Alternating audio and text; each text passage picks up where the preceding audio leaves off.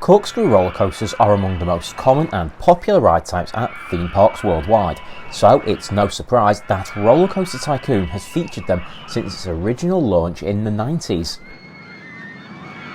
These steel coasters have a special feature, you guessed it, the corkscrew inversion type, which is fairly flexible by being split into two half elements in Rollercoaster Tycoon, allowing you to create boomerang corkscrews, full corkscrews which start and finish in the same direction, or half corkscrews which are followed by half loops and exit at a lower height and 90-degree turn.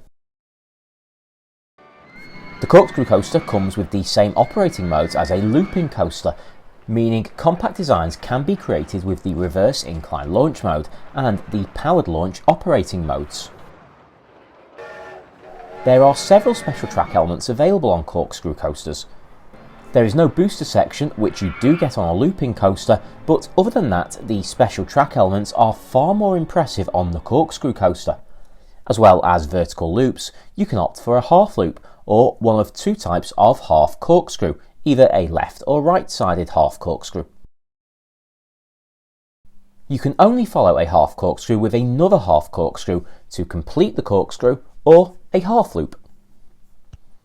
You can build these rides pretty high as well, thanks to the tall supports. They go as high as 27 units above the ground, which is 135 feet. Stat requirements for this coaster are fairly typical of most roller coaster types. A tallest drop of at least 9 metres or 29 feet is required, as well as a maximum speed hitting at least 22 miles an hour or 35 kilometres per hour. You'll need negative vertical G's hitting at least 0.4 and at least 2 drops. But everything other than the maximum speed requirement can be ignored if you have at least one inversion, which if you're building this coaster type, you probably do. The corkscrew coaster is slightly more expensive per track piece than similar sized coasters such as the looping coaster, but it's still in the mid-range compared to some of the larger coaster types in the game. But it should be noted that compared to a looping coaster, the corkscrew comes with added intensity. Recreating Stingray from the looping coaster build menu as a corkscrew coaster showcases this. The corkscrew version generates almost the same excitement and nausea ratings, but almost 0.5 more intensity, and that's with a pretty simple design. Of course, looping coasters can't corkscrew, so what about those extra elements? Well, here's a simple reverse inclined launch mode corkscrew coaster. Now the same with a vertical loop rather than a corkscrew. Slightly lower excitement, but 2 points lower on intensity and almost a full point lower on nausea too. And what about if we use 2 corkscrews of the same direction to U-turn a ride? Well, that makes little difference. And if you add another corkscrew, well, that adds almost another point to the intensity, but does also boost your excitement rating. So the takeaway here, if you don't want to use corkscrews, build a looping coaster instead. But if you do want corkscrews, just be aware of the intensity they can add. But one other note on this, the corkscrew elements aren't as tall as vertical loops, so you can hit them at a lower speed, which naturally will make a significant difference to your intensity. That same ride with a smaller incline can still complete the corkscrew, but with a reduction on the intensity rating, which doesn't have much of an impact on the excitement rating. The corkscrew coaster also appears with various different reskins in the Wacky World expansion pack.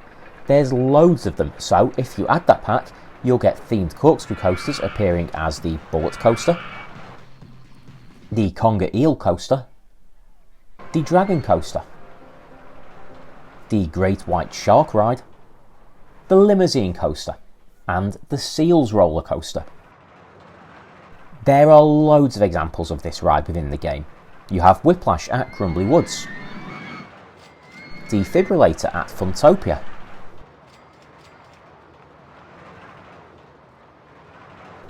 and no less than 4 at Mega World Park, Boomerang, Viper, and 2 tracks of the Twisted Sisters, each of which is its own ride.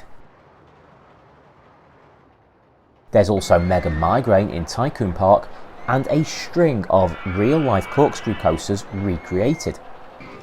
There is the now demolished Corkscrew at Alton Towers, Big Loop is at Heidi Park, and there is Iron Brew Revolution at Blackpool Pleasure Beach.